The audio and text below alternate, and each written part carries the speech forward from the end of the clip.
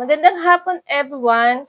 Ayan, so eto guys, dapat nating malaman guys na pwede tayong ma-restrict about sa pag-upload ng AI video. Ayan, or picture pa yan. Ayan guys. So, hindi nyo ba alam guys na pwede tayong patawan ng restriction or violation dahil lang sa pag-upload ng AI video or AI na pictures. Ayun guys, hindi masama mag-upload nito guys. Alam niyo ba kung bakit nare-restrict ang iba? Kasi guys, may dumaan sa aking wall sa Facebook na na-restrict daw siya. Ayan. Dahil sa pag-AI niya, yung pag-upload niya ng mga AI video, ayan guys. So, nung una pa, alam ko naman talaga na AI na yung ina-upload yung mga video sa pictures, ayan. Alam ko AI siya. Pero, ang pagkakamali niya lang guys, kasi hindi niya nilalagyan ng label, ng AI label, yung kanya mga AI video. So, lagi nating tatandaan guys, kapag ka AI ang content natin, dapat naka-turn on ang AI label. Yan, yung AI label, dapat naka-turn on yan guys. Kasi, kapag naka-turn on yan,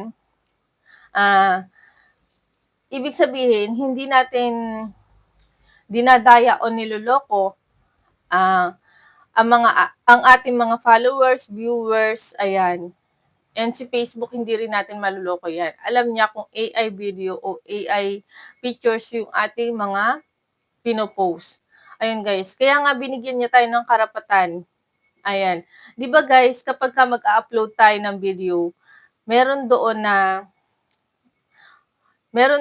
option na ita-turn on natin yung add AI label.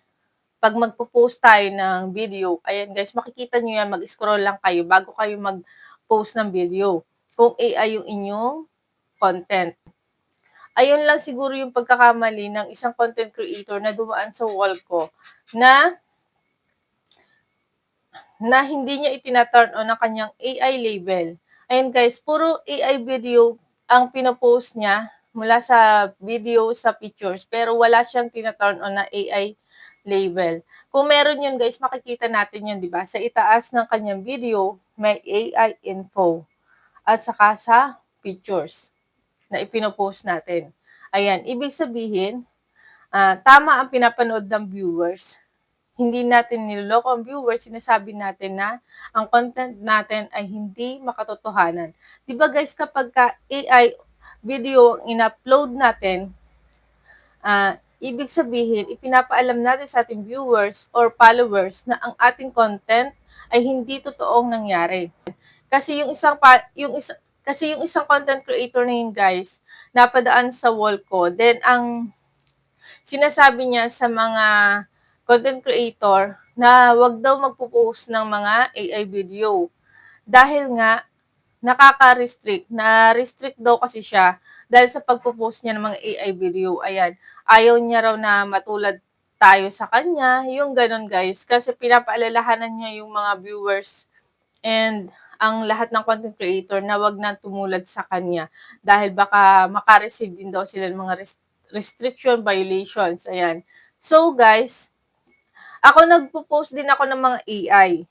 Kung bibisitahin niyo yung aking Facebook account, makikita niyo may mga AI video ako doon and mga AI pictures. Karamihan mga AI pictures yung aking mga pinopost. Pero never pa ako naka-receive ng restriction. Kasi lagi kong tina-turn on yung AI label. Kasi totoo namang AI yung aking content, AI din yung pictures ko, natural lang na i-turn on natin ang AI label. Huwag nating lokohin ang ating mga viewers and followers. So, ayan guys. And alam niyo naman siguro kung paano yan guys. Kung hindi niyo naman alam, pasok tayo sa Facebook. Ayan, kung paano natin i-turn on ang ating AI label. Mag-upload tayo ng video. 'Di ba? Pasok tayo sa Facebook, then sa taas may plus sign. Pindutin niyo 'yan, tapos hanapin niyo sa gallery niyo ang reels na ipo-post niyo, ang video na i-upload niyo. So, nakapili na kayo, ayan. Then, may makikita kayo diyan guys sa baba. Scroll lang kayo. Add AI label. And yan, i-turn on nyo lang yan guys. Then, bago nyo siya ipopost, yan lang yung gagawin nyo. Ayan, pwede nyo na siyang i-upload, lagyan nyo na ng title, kung ano yung gusto nyo gawin dyan, pwede nyo na i-upload yan. Basta, naka-turn on ang AI label kung AI ang content ninyo. Then, kung original naman at kayo talaga yung nasa video, kayo yung gumawa, ayan, sarili nyong gawa, kunyari nagluluto kayo, sarili nyong gawa, di ba? Pwede nyo nang hindi i-turn on ang AI label. Alam nyo guys, ito pahabol lang, marami ako nakikita sa Facebook na mga original content naman ang kanilang mga pinopost, pero naka-turn on ang AI label. So, mali din yun guys. Kasi, parang niloloko rin natin nun ang ating followers, ang ating mga viewers, no?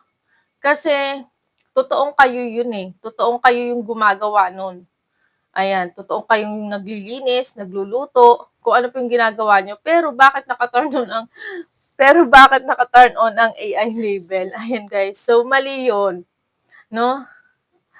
And ayan, paalala sa mga ibang content creator, kapag content nila video or pictures na AI, i-turn on natin ang AI label. Kung totoong kayo naman ang gumagawa, wag na lang natin pansinin yung AI label na yan kasi kayo naman talaga yung gumagawa nun, di ba? So, ayun lang guys. Sana nakatulong sa inyo ang video na ito. Ayan. And maging aral na rin sa lahat ng mga nagko-content ng AI video.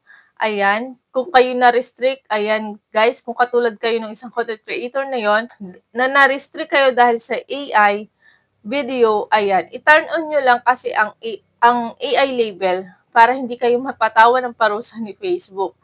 So, ayan lang guys ang advice and tips ko sa inyo ngayong araw. So, kung nakatulong sa inyo ang video na to, huwag niyo kalimutan mag-like, share, and subscribe. Ayan guys. So, kung may katanungan kayo, comment down below. Sasagutin kayo sa comment section. So, ayan lang guys. Kita-kits na lang ulit tayo sa sunod kong video. Thank you for watching. Bye-bye!